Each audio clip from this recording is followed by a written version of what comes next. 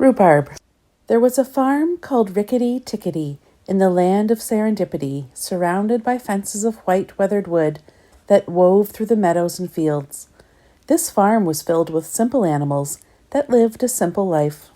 There lived on the Rickety Tickety farm all the creatures you would normally find on a farm. There were ducks and chickens and rabbits and cows, sheep and kittens, and a mother pig called a sow. They grunted, cackled, mooed, and meowed as they lived their lives as nature allowed. There also lived at Rickety Tickety a delightfully fuzzy little puppy. She was cute, she was cuddly, she was all those things that make you smile when you think of words like fluffy or friendly or furry. Most of all, she was just a tiny tail-wagging puppy who would just as soon lick you on the nose as say good morning.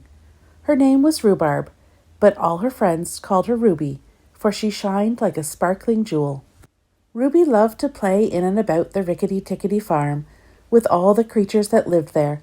The bunnies, the chickens, and the sheep all loved to play with Ruby when she wasn't asleep. The ducks that lived in the pond behind the barn loved to play with Ruby too.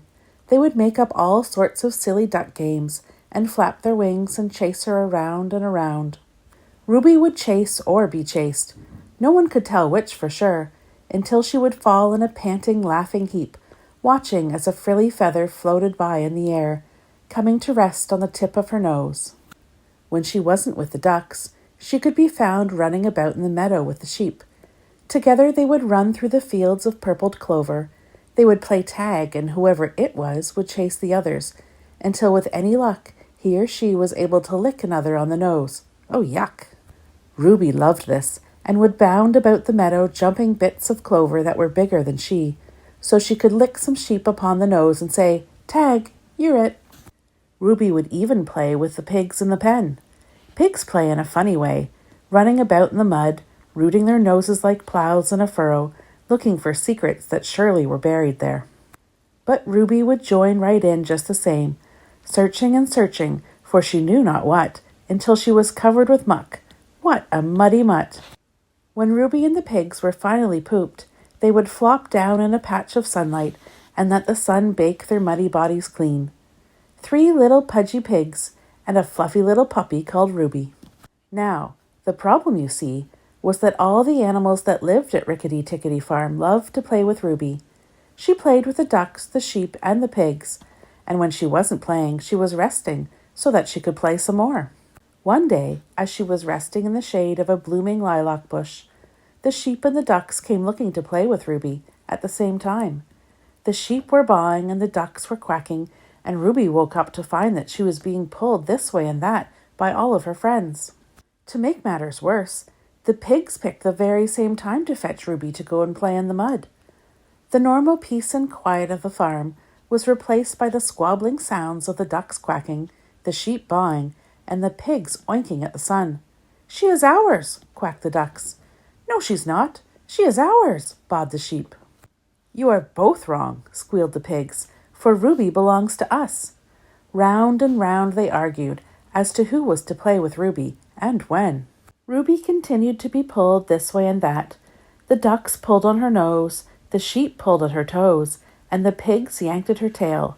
Around the lilac bush they pushed and pulled their best fuzzy friend until the dust got so thick that nobody could see. All the animals finally stopped, and when the dust settled, they discovered that Ruby was gone.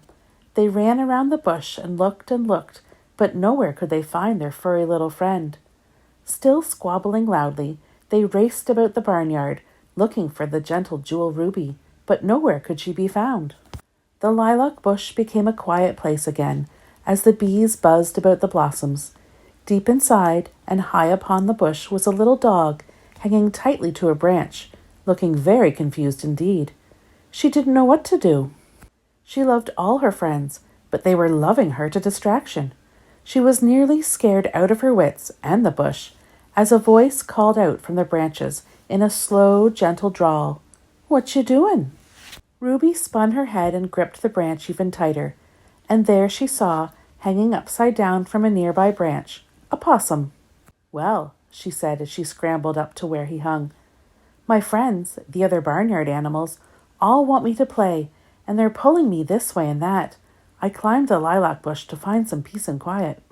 "Yep," said the possum, "and quiet you might have found, except your friends are back." Sure enough, the barnyard critters had heard Ruby in the bush and had come racing from all points of the farm. The ducks, the pigs, and the sheep all raced around the tree, calling for Ruby to come down and play. "She is ours," quacked the ducks. "No, she's not. She is ours," bawled the sheep.